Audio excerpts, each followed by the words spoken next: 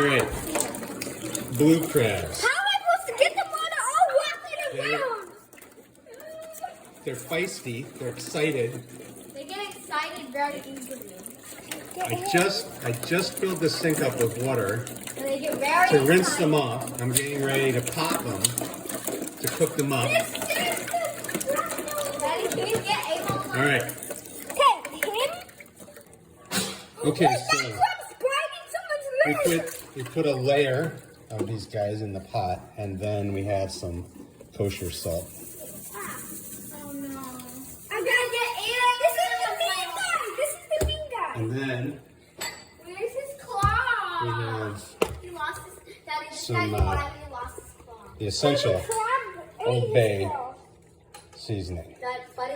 from Maryland. That's your water bottle. Back in there. Who's the mean guy? All right, one layer. Now we're gonna add another layer. This guy. Oh, I wish you could play with one. And make him a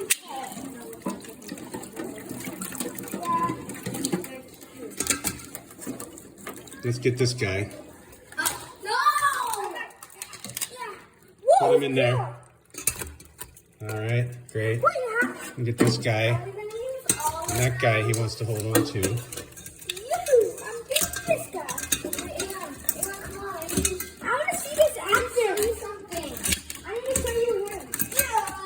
All right,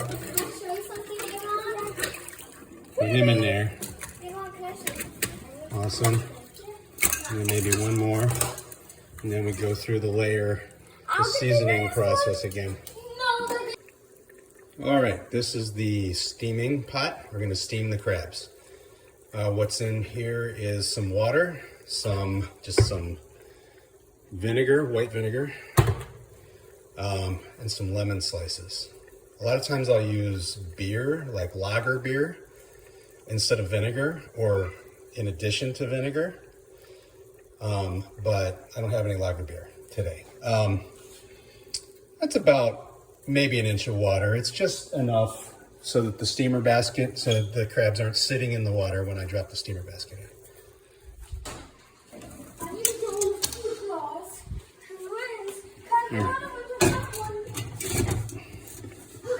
So we're just gonna cover those up and steam those for about 10 minutes. And what'll happen to these, we'll save that for when it's done.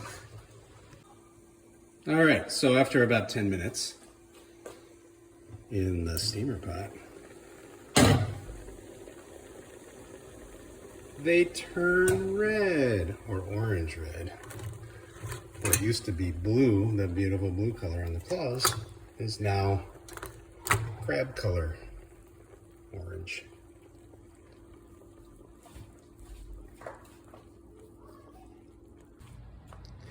Okay, so here's the spread. Eating crabs is a social activity. It's a family tradition and something that a lot of people who were born and grew up in and around Baltimore and other cities along the Delaware, Maryland, Virginia coast are familiar with the crab feast, the concept of the crab feast. You kind of usually, we used to use newspapers, but now, of course, in 2020 in the digital age, nobody has newspapers anymore. This is barbecue butcher paper right here. So you just kind of get the crabs out and sit here and pick them. It takes a long time. It's labor intensive. And you talk and hang out while you do it. It takes all afternoon. When we came to Texas, they didn't really do this here. You can get crabs from the Gulf Coast. That's where I got these. But we do crawfish boils here, and that's the equivalent thing in the South to like a crab feast. They call them seafood boils sometimes. We don't boil crabs though, we steam them. Wait, these are red crabs. Yeah, they're cooked. So next, we're gonna show you how to pick a crab. And tell me when you're starting. Okay. All right. So the crab. This is a male crab. A female crab has a larger, what they call an apron right here. First thing I do when I'm opening a crab is I take this piece off. That's the gonads right there. And then I grab the back fin right here and the top of the shell, and I just pull the top off. Okay. What I like to do, and everybody has their own way of doing this, is I like to break it in half and get sort of like the intestines and the sort of guts out of the middle. And I also like to take these are the lungs. I like to take these out. You really shouldn't eat those because they filter all the toxins out of the water, and so they're like nasty. Make you sick if you eat them. And rip off the eyes. And then we have two halves of crab right here. And inside is all these little compartments full of crab meat. Like the best part is the back fin at the back. That's going to be your biggest, like, single intact piece of meat. And when you go to the store and you buy back fin crab meat, this is the part that's going to cost you the most. You won't find a piece of meat that big in the rest of the crab. Kind of pull the legs off. You can get meat out of the legs. It's kind of like only your true diehard people are going to sit and pick the meat out of the crab legs. And you can also get meat out of the claws. So what I like to do is I like to take the joints off like that, which allows me to separate the body cavity into two pieces and then start just kind of extracting the meat from each of these little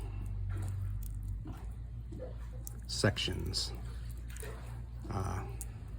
Some people will eat it while they pick it, pick a piece of meat out, eat it. Some people make a pile. They pick the crab into a pile and then they sort of eat from the pile. I take both approaches. I'm just picking it right now for the purposes of the video. And that's basically it. To open the claws, this is sort of a traditional thing, mallets. A lot of people like to use mallets on this. You would like break the top of the joint right here and kind of just pull that crab meat right out. And I'm sure you've had crab fingers before. That's what that is.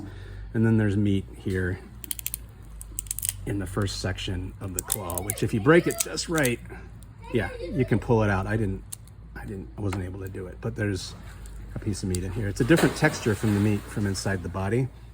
Some people prefer claw meat over the body meat. This is jumbo lump. This is a lump inside here, and then there's claw, and then there's claw meat, and in that order of how much it costs. And that's it. And in the end, you have something like this carnage. And then you just roll it right up in this butcher paper and put it in the trash and hope that your trash pickup day isn't a week away.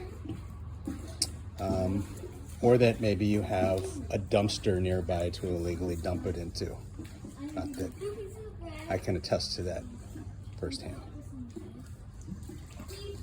Et voila, there you have it. One successful Saturday afternoon crab feast.